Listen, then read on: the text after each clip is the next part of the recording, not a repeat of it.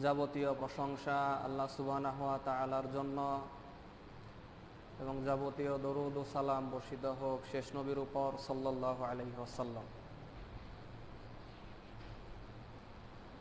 আমরা ধারাবাহিকভাবে আলোচনা করে আসছিলাম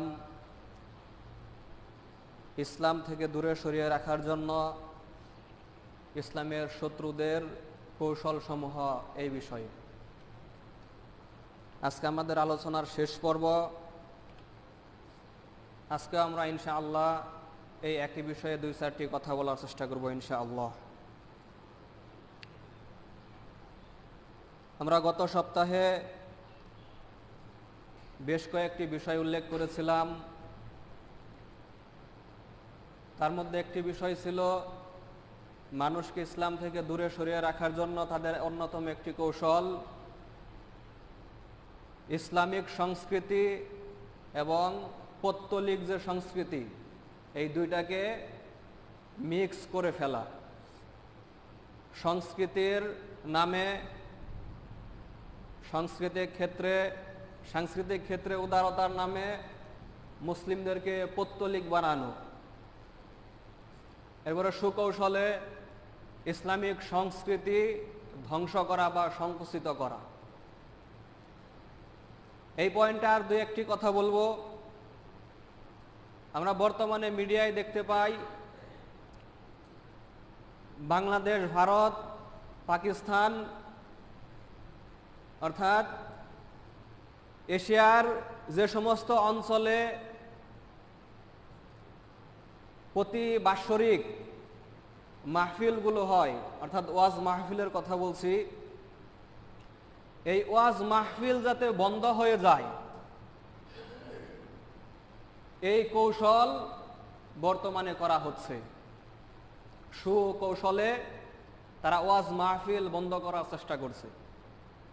আমরা সরকারকে দোষারোপ করছি না, ইসলামের শত্রু যারা রয়েছে তারা সুকৌশলে সরকারকেও প্রভাবিত করে বিভিন্ন মিথ্যা প্রচারণা প্রপাগান্ডা চালিয়ে সুকৌশলে তারা ওয়াজ মাহফিল বন্ধ করার চেষ্টা করছে।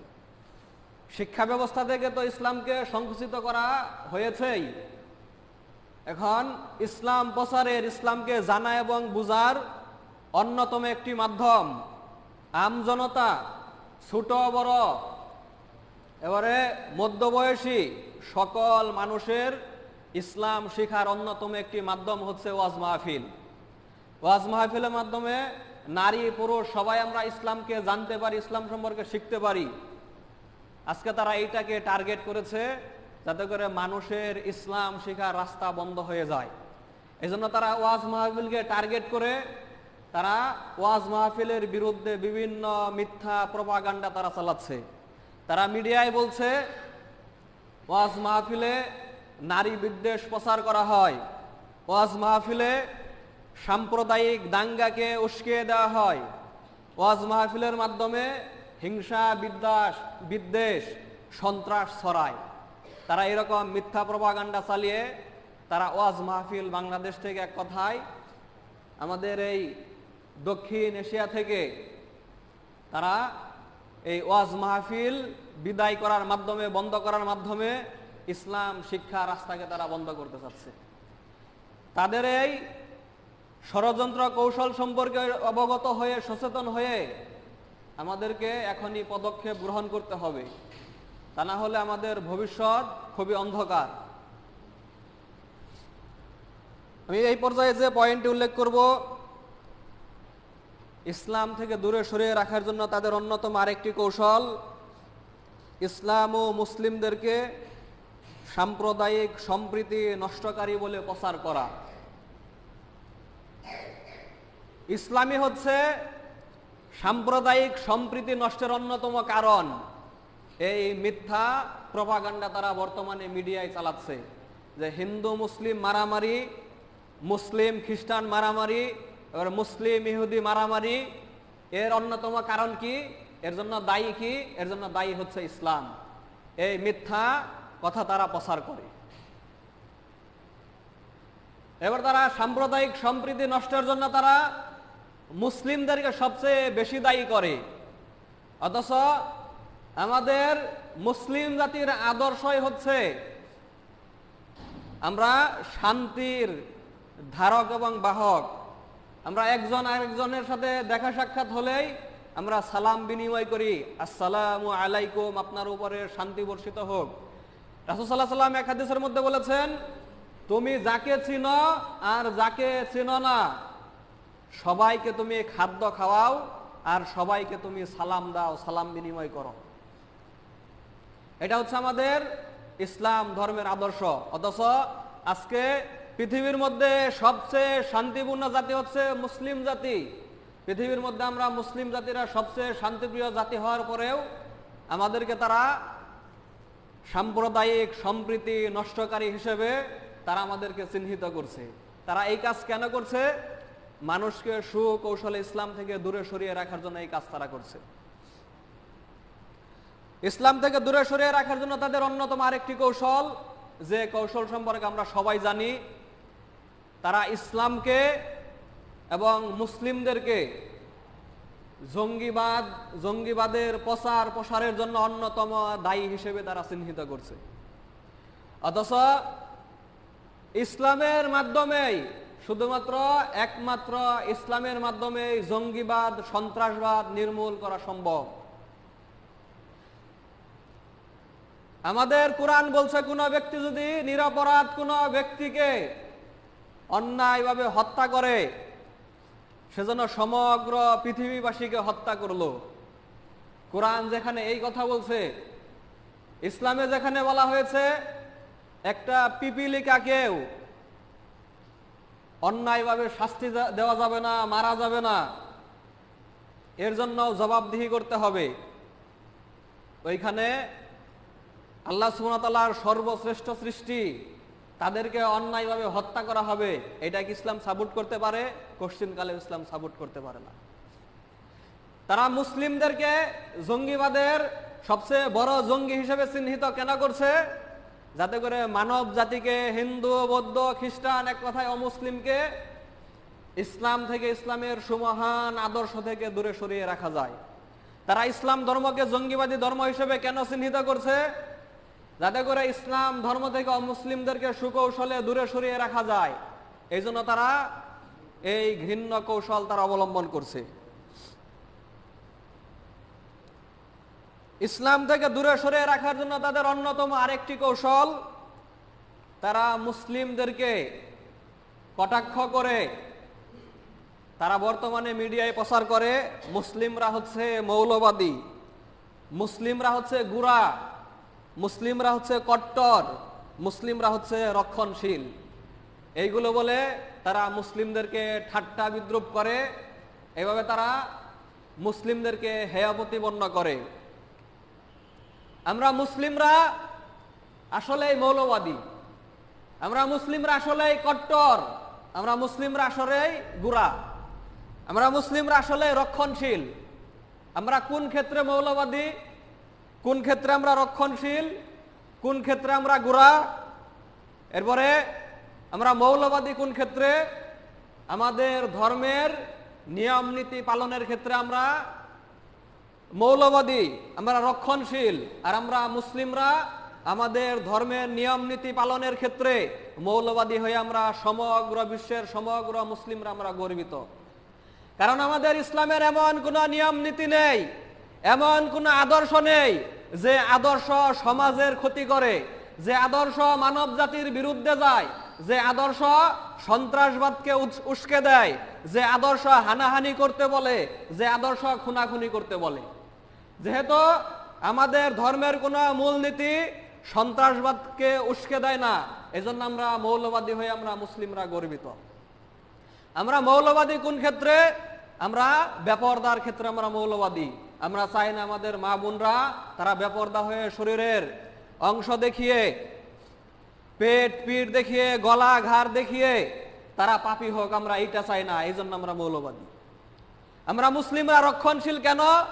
কারণ আমরা মুসলিমরা চাই না আমাদের যুবক ভাইদের চরিত্র নষ্ট হোক, আমাদের মুসলিম বোনদের চরিত্র নষ্ট হোক, আমাদের যুবক ভাইরা মদ পান করুক, আমরা এটা চাই না, এই জন্য আমরা রক্ষণশীল, আমরা মৌলবাদী। আমরা গোঁড়া কেন, মৌলবাদী, আমরা রক্ষণশীল কেন? কারণ আমরা চাই না কোনো নিরপরাধ মানুষ, তারা বিনা কারণে কোনো মানুষ, আদম সন্তান তারা হত্যা হোক, তাদের জীবন হারাক। ইরাকের মুসলিমরা যেভাবে নিরপরাধ মুসলিমরা যেভাবে জীবন হারাচ্ছে, আমরা এটা চাই না। মিয়ানমারের মুসলিমদেরকে বহিষ্কার করা হয়েছে তাদের মাতৃভূমি থেকে, জন্মস্থান থেকে, আমরা মুসলিমরা এটা চাই না। চীনের মুসলিমদেরকে অত্যাচার করা হচ্ছে, আমরা এটা চাই না। এই জন্য আমরা মৌলবাদী, এই জন্য আমরা সন্ত্রাসী, এই জন্য আমরা গোঁড়া, এই জন্য আমরা রক্ষণশীল, আমরা মুসলিমরা এটা চাই না। সিরিয়ার মুসলিমদের উপরে অত্যাচার করা হচ্ছে, নির্বিচারে হত্যা করা হচ্ছে, আমরা এটা চাই না। এই জন্য আমরা মৌলবাদী, গোঁড়া, সন্ত্রাসী, আমরা রক্ষণশীল। তবে আমরা উদারতার ক্ষেত্রে, সমগ্র মানব জাতিকে ভালোবাসার ক্ষেত্রে, এই ক্ষেত্রে আমরা পৃথিবীর মধ্যে সবচেয়ে শ্রেষ্ঠ জাতি। পৃথিবীর মধ্যে যে জাতি বর্তমানে সবচেয়ে কম মদ পান করে তারা হচ্ছে মুসলিম জাতি। পৃথিবীর মধ্যে যে জাতির মধ্যে বর্তমানে, সমগ্র পৃথিবীর মধ্যে যে জাতির মধ্যে জেনা, ব্যভিচার, অশ্লীলতা কম, তারা হচ্ছে মুসলিম জাতি। পৃথিবীর মধ্যে যে জাতির চরিত্র, আদর্শ বর্তমান পৃথিবীতে সবচেয়ে উত্তম, তারা হচ্ছে মুসলিম জাতি। পৃথিবীর মধ্যে সবচেয়ে বর্তমানে যে জাতির মধ্যে গড়ে এভারেজে আপনার দুর্নীতি কম, এরপরে আদর্শবান যারা, সততা যাদের মূল আদর্শ, তারা হচ্ছে মুসলিম জাতি। সুতরাং আমরা মিডিয়ার এই সমস্ত কর্মীদেরকে বলতে চাই, যারা বর্তমানে ইসলামের বিরুদ্ধে এই সমস্ত শব্দগুলো ব্যবহার করে ইসলামকে এবং মুসলিমদেরকে হেয় প্রতিপন্ন করছেন, খাটো করছেন, আপনার জন্মও হয়তো কোনো মুসলিম ফ্যামিলিতে, আপনাকেও একদিন মৃত্যুবরণ করতে হবে। কবরে গিয়ে আপনি মুনকার নাকিরের সওয়াল জবাবের, কবরে যে প্রশ্ন করবে মালাইকারা, ফেরেশতারা, ওই প্রশ্নের জবাব আপনি দিতে পারবেন কিনা? ইসলামের বিরুদ্ধে অবস্থান নিয়ে কাল কিয়ামতের দিন আপনি জাহান্নাম থেকে বাঁচতে পারবেন কিনা? আপনি আপনার নিজেকে একটু প্রশ্ন করুন। আপনার শরীরেও মুসলিমদের হয়তো রক্ত রয়েছে, আপনি কাল কিয়ামতের দিন জাহান্নাম থেকে বাঁচতে পারবেন কিনা ইসলামের বিপক্ষে অবস্থান নিয়ে? সুতরাং আসুন, আজকে হয়তো ইসলামের বিরুদ্ধে অবস্থান নিয়ে দুনিয়াবি কিছু সুযোগ সুবিধা পাবেন, কিছু টাকা পয়সার মালিক হবেন, কিন্তু দুনিয়ার এই ধন সম্পদ চিরস্থায়ী নয়, আখেরাতের তুলনায় এগুলো খুবই নগণ্য। আসুন এইগুলো থেকে বিরত হয়ে আমাদের ব্রেনকে, আমাদের সৃজনশীল যে মেধা শক্তি, আমাদের উপস্থাপনা শক্তি, এইগুলোকে ইসলামের পক্ষে আমরা খাটানোর চেষ্টা করি, ইসলামের পক্ষে ব্যবহার করার চেষ্টা করি। আমাদের লেখালেখি, আমাদের বক্তব্য, এগুলোকে ইসলামের প্রচার প্রসারের জন্য আমরা ব্যয় করি, খরচ করি। ইসলাম থেকে মানুষকে দূরে সরিয়ে রাখার জন্য তাদের অন্যতম আরেকটি কৌশল, ইসলাম এবং বিজ্ঞানকে বিপরীতভাবে দাঁড় করানো। ইসলাম এবং বিজ্ঞান সাংঘর্ষিক, এভাবে তারা বর্তমানে দাঁড় করাচ্ছে। ইসলামের কারণে মুসলিমরা বিজ্ঞান থেকে পিছিয়ে পড়েছে, বৈজ্ঞানিক আবিষ্কার থেকে পিছিয়ে পড়েছে। এই মিথ্যা প্রপাগান্ডা তারা চালাচ্ছে। কেন? যাতে করে মানব জাতিকে ইসলাম থেকে দূরে সরিয়ে রাখা যায়, এমনকি মুসলিম জাতিকেও যাতে করে ইসলাম থেকে দূরে সরিয়ে রাখা যায়। এজন্য তারা এই মিথ্যা প্রপাগান্ডা চালাচ্ছে। ইসলামের স্বর্ণযুগের মুসলিম বিজ্ঞানীদের দ্বারা যে সমস্ত আবিষ্কার, ওইগুলোকে তারা বর্তমানে গোপন করছে, বই পুস্তক, এইগুলোতে তারা মুসলিমদের আবিষ্কারকে তারা স্থান দিচ্ছে না। মুসলিম বিজ্ঞানীদের নাম তারা বিকৃত করে, ইউরোপিয়ান আমেরিকানদের স্টাইলে বিকৃত করে মুসলিম বিজ্ঞানীদের নাম তারা বই পুস্তকে তারা ওইভাবে লিপিবদ্ধ করছে, যাতে করে মুসলিম বিজ্ঞানীদের আবিষ্কার নামগুলো পড়ার পরেও মানুষরা অবগত হতে না পারে, ছাত্ররা অবগত হতে না পারে যে এটা মুসলিম বিজ্ঞানীদের দ্বারা আবিষ্কৃত। এইভাবে সুকৌশলে তারা মুসলিম জাতির যে আবিষ্কার, বিজ্ঞানের ক্ষেত্রে অবদান, এইগুলোকে তারা গোপন করছে। কেন? যাতে করে সুকৌশলে মুসলিমদেরকে এবং অমুসলিমদেরকে ইসলাম থেকে দূরে সরিয়ে রাখা যায়। ইসলাম থেকে দূরে সরিয়ে রাখার জন্য তাদের অন্যতম আরেকটি কৌশল ইসলাম ও মুসলিমদেরকে দেশের উন্নয়ন, প্রগতি এইগুলোর বাধা হিসেবে দাঁড় করানো। ইসলামের কারণেই দেশের উন্নতি ব্যাহত হচ্ছে, মুসলিমদের কারণেই দেশের উন্নতি থেমে যাচ্ছে, সারা বিশ্বের সাথে তাল মিলিয়ে চলতে পারছি না। এইভাবে ইসলামকে আর মুসলিমদেরকে উন্নয়নের সাথে একেবারে পরস্পর সাংঘর্ষিক হিসেবে বর্তমানে দাঁড় করানো হচ্ছে।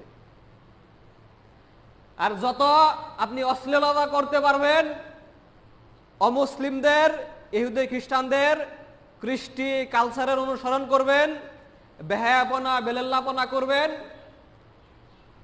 এবারে নারী জাতি যত শরীরের পোশাক খুলে শরীরে সূর্যের আলো লাগাতে পারবে, এইগুলোই যেন উন্নতির জোয়ার। ব্যভিচারে যত প্রচার প্রসার হবে, এইগুলোই যেন বর্তমানে উন্নতির জোয়ার। আসলে ইসলাম এবং মুসলিমরা উন্নতির বাধা নয়, বরং বর্তমানে বাংলাদেশ প্রেক্ষিতে বাংলাদেশে উন্নয়নের এবং উন্নতির সবচেয়ে বড় বাধা যেটি, সেটি হচ্ছে দুর্নীতি। আপনার সরকারি কর্মকর্তাদের সবচেয়ে নিচের যে কর্মকর্তা কর্মচারী রয়েছে, পিয়ন থেকে শুরু করে, নাইট গার্ড থেকে শুরু করে, দারোয়ান থেকে শুরু করে, আপনার সচিব, উপসচিব, বিসিএস ক্যাডার, এমপি, মন্ত্রী, প্রধানমন্ত্রী, রাষ্ট্রপতি, বাংলাদেশের প্রশাসনের এমন কোন স্তর নেই, এমন কোন পর্যায় নেই যেখানে রন্ধ্রে রন্ধ্রে দুর্নীতি না ঢুকেছে। এমন কোন ক্ষেত্র নেই যেখানে দেশের সম্পদকে লুটপাট করে না খাওয়া হচ্ছে। এইগুলো তাদের কাছে দেশের উন্নয়নের বাধা নয়। সরকারি কর্মকর্তা কর্মচারীরা দেশের সম্পদ লুটে বুটে খেয়ে, দেশের সম্পদ বিদেশে পাচার করে তারা দেশকে ফতুর করছে, ফকির করে ফেলছে। এইগুলো উন্নয়নের বাধা নয়।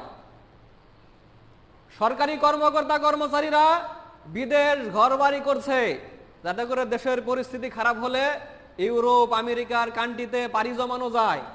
ওই সমস্ত দেশে জায়গা জমিন ক্রয় করে ঘরবাড়ি কিনা, ঘরবাড়ি করা, এগুলো কি 2-4 টাকার ব্যাপার? তাদের কাছে এইগুলো উন্নয়নের বাধা নয়। বর্তমানে স্টুডেন্ট, আপনার স্কুল, কলেজ, বিশ্ববিদ্যালয় যে পর্যায়ে স্টুডেন্ট হোক না কেন, কারো ভিতরে বর্তমানে নৈতিকতা নেই। প্রশাসনের সকল স্তরের অধিকাংশ ক্ষেত্রেই নৈতিকতার যে অধঃপতন, এইগুলো দেশের উন্নয়ন অগ্রগতির বাধা নয়। এইগুলো পিছিয়ে পড়ার কারণ নয়। তাদের নিকট পিছিয়ে পড়ার কারণ কি? পিছিয়ে পড়ার কারণ তাদের নিকট হচ্ছে ইসলাম। অথচ একমাত্র ইসলামের মাধ্যমেই দুর্নীতিকে দূর করা সম্ভব। যেভাবে মুহাম্মদ সাল্লাল্লাহু আলাইহি সাল্লামের সময়, মুহাম্মদ সাল্লাল্লাহু আলাইহি সাল্লাম যখন রাষ্ট্রপতি ছিলেন,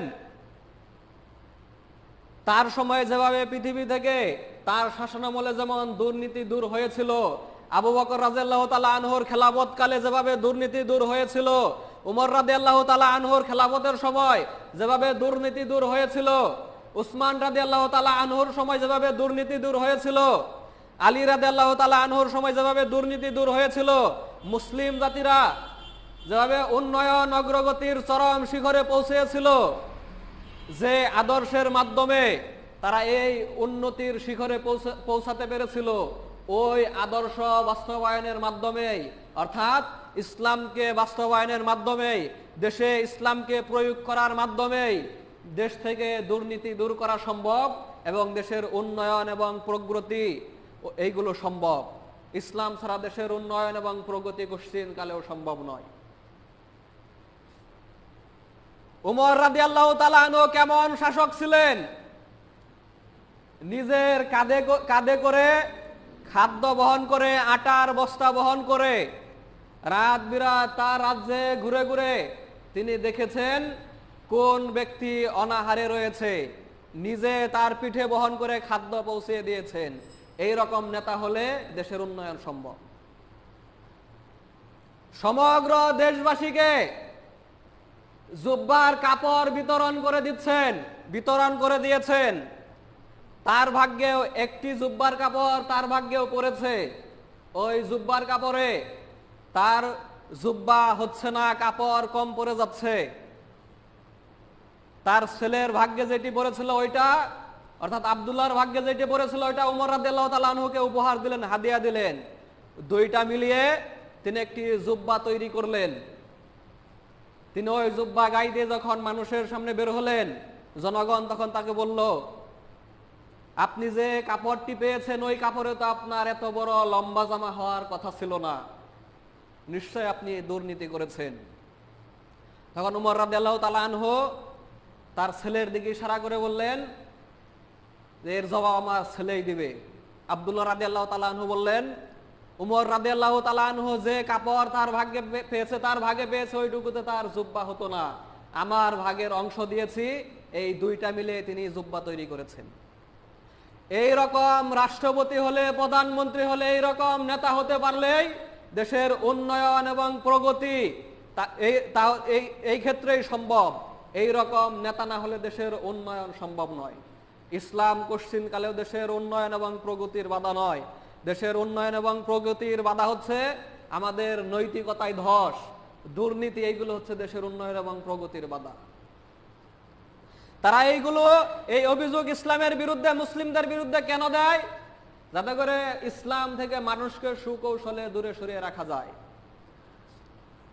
ইসলাম থেকে মানুষকে দূরে সরিয়ে রাখার জন্য তাদের অন্যতম আরেকটি কৌশল মসজিদ, মাদ্রাসা, ইমাম, মুয়াজ্জিন, মাদ্রাসা শিক্ষা ব্যবস্থা ইত্যাদি, এইগুলোর বিরুদ্ধে বিভিন্ন মিথ্যা প্রপাগান্ডা চালানো। যে মসজিদের মাধ্যমেই সমাজে হিংসা বিদ্বেষ ছড়াচ্ছে, সাম্প্রদায়িক সম্প্রীতি নষ্ট হচ্ছে, আলেম উলামাদের মাধ্যমে, ইমাম মুয়াজ্জিনদের মাধ্যমে সমাজে হিন্দু মুসলিম, মুসলিম অমুসলিম হিংসা বিদ্বেষ ছড়াচ্ছে, সাম্প্রদায়িক সম্প্রীতি নষ্ট হচ্ছে, এইগুলো তারা প্রচার করে। এবার তারা আরো প্রচার করে বেড়ায় মাদ্রাসার হাফেজ সাহেবরা তারা বলাৎকার করে বেড়ায়। আমরা স্বীকার করি হাতে গোনা দুই একজন কুলাঙ্গার হাফেজদের ভিতরেও থাকতে পারে, তারাও মানুষ। দাড়ি, টুপি, এবারে বড় জুব্বা, এইগুলো ইসলামের পরিচয় নয়, প্রকৃত ইসলামের পরিচয় নয়, প্রকৃত ইমানের পরিচয় নয়। কেউ যদি দাড়ি টুপি জুব্বা পরিধান করে মুসলিমের বেশ ধরে কেউ যদি অশ্লীলতা করে, এর দায় কি গোটা মুসলিম জাতির? কেউ যদি মুসলিম সেজে, হাফেজ সেজে, আলেম সেজে কেউ যদি মদের ব্যবসা করে, এরপরে জুয়া খেলে, অশ্লীলতা করে বেড়ায়, এর দায় কি গোটা মুসলিম জাতির? এর দায় কি ইসলামের? কোশ্চিন কালেও নয়। কোন দাড়ি টুপি ছাড়া কোন ব্যক্তি সে যদি জানা ব্যভিচার করে, এর দায় কি? দাড়ি টুপি যাদের নেই, দাড়ি চাচা যত লোক বাংলাদেশে রয়েছে, পৃথিবীতে রয়েছে, এর দায় কি সব দাড়ি চাচা লোকদেরকে কি দেওয়া হয়? কোন দাড়ি চাচা ব্যক্তি সে যদি কোনো শিশুকে ধর্ষণ করে, তাহলে সমগ্র দেশের, সমগ্র পৃথিবীর দাড়ি চাচা লোককে তাদেরকে কি এর দোষ দেওয়া হয়?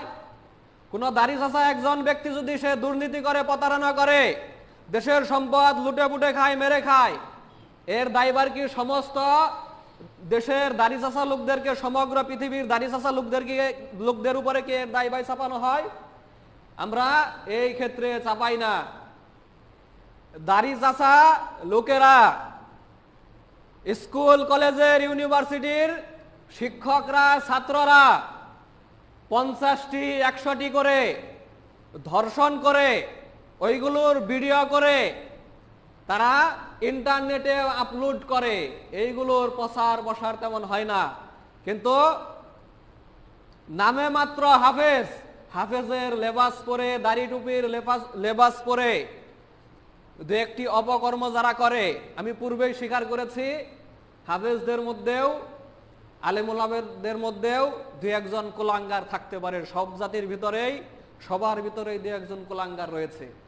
তাই বলে এই দুই একজন কুলাঙ্গারের জন্য আপনি সমগ্র আলেম জাতিকে, আলেম সমাজকে আপনি দোষারোপ করবেন, সমগ্র হাফেজদেরকে আপনি দোষারোপ করবেন, এটা কোশ্চিন কালেও গ্রহণযোগ্য নয়।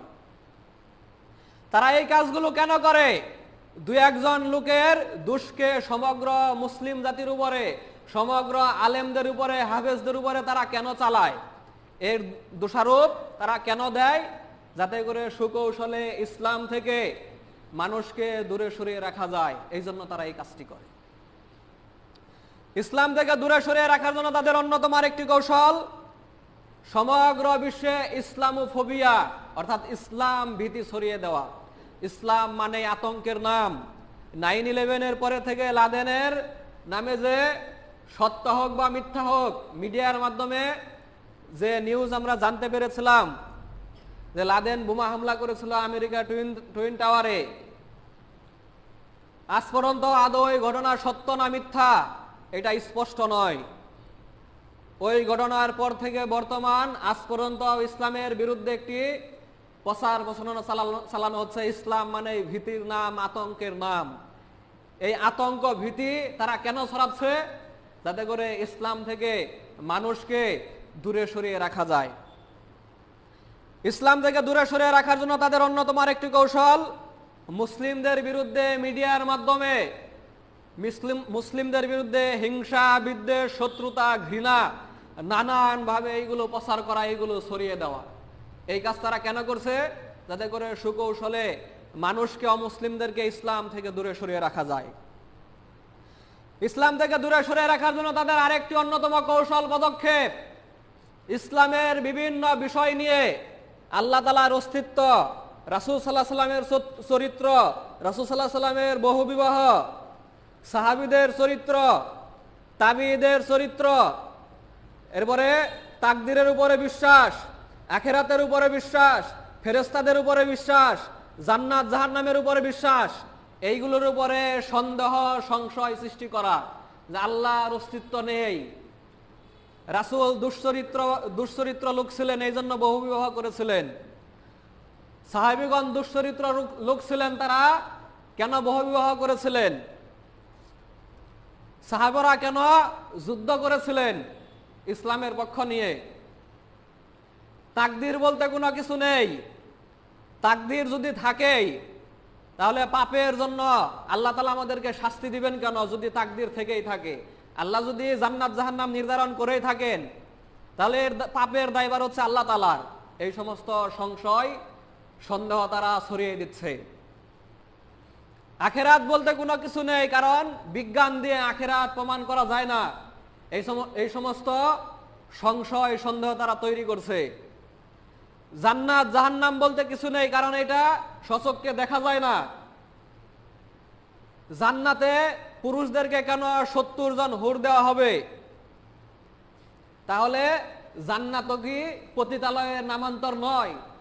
তারা এরকম ঘৃণ্য উক্তি করতেও তারা দ্বিধাবোধ করেনি। এইভাবে তারা ইসলামের বিভিন্ন বিষয় সম্পর্কে তারা সন্দেহ, সংশয় তৈরি করছে। কেন তৈরি করছে? যাতে করে সুকৌশলে মুসলিম যুবকদের ঈমানকে নষ্ট করা যায়, যাতে করে সুকৌশলে মুসলিমদেরকে ইসলাম থেকে বের করে দেওয়া যায়, দূরে সরিয়ে রাখা যায়, যাতে করে সুকৌশলে মানব জাতিকে, অমুসলিমদেরকে ইসলাম থেকে দূরে সরিয়ে রাখা যায়। আজকের আমার আলোচনার সর্বশেষ পয়েন্ট, ইসলাম থেকে দূরে সরিয়ে রাখার জন্য তাদের অন্যতম আরেকটি কৌশল, সেটা হচ্ছে মুসলিমদেরকে মিডিয়ার মাধ্যমে, ফেসবুক, ইউটিউব, আর বিভিন্ন সামাজিক যোগাযোগ মাধ্যমে মুসলিমদেরকে ঘৃণ্যভাবে তারা কটাক্ষ করে, টিটকারি করে, ঠাট্টা বিদ্রুপ করে। বিশেষ করে আলেম ওলামাদেরকে তারা ঘৃণ্যভাবে ঠাট্টা বিদ্রুপ, টিটকারি করে। ইসলামের বিভিন্ন ইবাদত নিয়ে, ইসলামের বিভিন্ন আদর্শকে নিয়ে, পর্দা নিয়ে, নামাজ নিয়ে, রোজা নিয়ে, এবারে ইসলামের আইন নিয়ে, এইগুলো নিয়ে ঘৃণ্যভাবে তারা মিডিয়ায় কটাক্ষ করে, নিন্দা করে, ঠাট্টা বিদ্রুপ, টিটকারি তারা করে। আপনারা যদি তাদের ফেসবুক লাইভগুলো দেখেন, তাদের ইউটিউব লাইভগুলো দেখেন, তাহলে তাদের এই ঘৃণ্য ঠাট্টা বিদ্রুপ এই সম্পর্কে আপনারা জানতে পারবেন। এই কাজ তারা কেন করে? এই কাজ তারা এই জন্য করে যাতে করে সুকৌশলে মানুষকে যাতে করে ইসলাম থেকে দূরে সরিয়ে রাখা যায়। তো তারা ইসলামের শত্রুরা ইসলাম থেকে মুসলিম যুবকদেরকে বা মুসলিমদেরকে বা অমুসলিমদেরকে দূরে সরিয়ে রাখার জন্য যতই পদক্ষেপ গ্রহণ করুক না কেন, যতই ষড়যন্ত্র করুক না কেন, ইসলাম থেকে কি দূরে সরিয়ে রাখা, মানুষকে দূরে সরিয়ে রাখা কি সম্ভব? দূরে সরিয়ে রাখা সম্ভব নয়। কারণ আল্লাহ সুবহানাহু ওয়া তাআলা নিজে তার ধর্মকে সমগ্র বিশ্ববাসীর নিকট পৌঁছে দেওয়ার দায়িত্ব নিয়েছেন। পবিত্র কোরআনের পরপর 3টি আয়াতের মধ্যে আল্লাহ সুবহানাহু ওয়া তাআলা বলেছেন, ওয়াল্লাযী আরসালা রাসূলাহু বিল হুদা ওয়া দীনিল হক লিইয়ুযহিরাহু আলা দ্বীনি কুল্লিহি ওয়া কাফা বিল্লাহি শাহিদা ওয়ালাউ কারিহাল মুশরিকুন। আর এক আয়াতের মধ্যে বলা হয়েছে ওয়ালাউ কারিহাল কাফিরুন। তিনি হচ্ছেন ওই সত্তা যিনি তার রাসূলকে সত্য দিন এবং হেদায়েত সহকারে প্রেরণ করেছেন, যাতে করে তিনি তার এই দিনকে অন্য সকল মতবাদ, সকল দিনের উপরে যাতে করে বিজয়ী করেন। আর এই সাক্ষী হিসেবে, এর সাক্ষ্য হিসেবে আল্লাহ সুবহানাহু ওয়া তাআলা নিজেই যথেষ্ট। আল্লাহ সুবহানাহু ওয়া তাআলা নিজে দায়িত্ব নিয়েছেন, তিনি তার এই ধর্মকে অন্য সকল মতবাদের উপরে, সকল ধর্মের উপরে তিনি বিজয়ী করবেন। তিনি বিশ্ববাসীর নিকট তিনি নিজ দায়িত্বে ইসলামকে পৌঁছিয়ে দিবেন। ওয়া কাফা বিল্লাহি শাহিদা, আল্লাহ তাআলা এর সাক্ষী হিসেবে তিনি নিজেই যথেষ্ট। তিনি আরেক আয়াতের মধ্যে বলছেন ওয়ালাউ কারিহাল কাফিরুন, তিনি যে তার এই ধর্মকে অন্য সকল ধর্মের উপরে বিজয়ী করবেন, সমগ্র মানব জাতির নিকট যে ইসলামকে পৌঁছে দিবেন, পৃথিবীর আনাচে কানাচে যে ইসলাম ধর্মকে পৌঁছে দিবেন, এটা অমুসলিমরা পছন্দ করুক আর নাই করুক, আল্লাহ সুবহানাহু ওয়া তাআলা অবশ্যই পৌঁছে দিবেনই, তার দিনকে, তার ধর্মকে অবশ্যই বিজয়ী তিনি করবেন। আমি সূরা আলে ইমরানের একটা আয়াতের উদ্ধৃতি দিয়ে আমার বক্তব্য শেষ করব। এখানে আল্লাহ সুবহানাহু ওয়া তাআলা বলছেন ওয়া মাকারু ওয়া মাকারাল্লাহ আল্লাহু খায়রুল মাকিরিন। তারা ষড়যন্ত্র করে, কৌশল করে, আর আল্লাহ সুবহানাহু ওয়া তাআলা নিজেও তাদের ষড়যন্ত্র এবং কৌশলের জবাব দেন। আর নিশ্চয় কৌশলকারী হিসেবে, ষড়যন্ত্রের জবাবদানকারী হিসেবে আল্লাহ সুবহানাহু ওয়া তাআলা সবচেয়ে শ্রেষ্ঠ ষড়যন্ত্রের জবাবদানকারী। আল্লাহ তাআলা নিজেই সবচেয়ে বড় কৌশলকারী। বারাকাল্লাহু লানা ওয়া লাকুম ফিল কুরআনিল আযীম।